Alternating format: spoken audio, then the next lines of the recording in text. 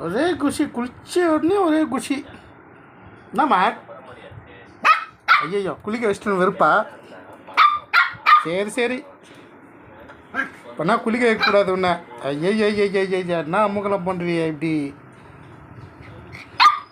குளிக்க வச்சது தப்பு தான், விட்டுடு.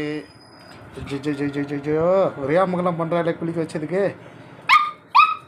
சரி சரிம்மா சரிம்மா, தொடைக்க விட மாட்டியா? தொடையிட்டா கொஞ்சம் ஆனாவா வரமாட்டியா? சரி போடி, குளிக்க வச்சது ஒரு குத்தமா?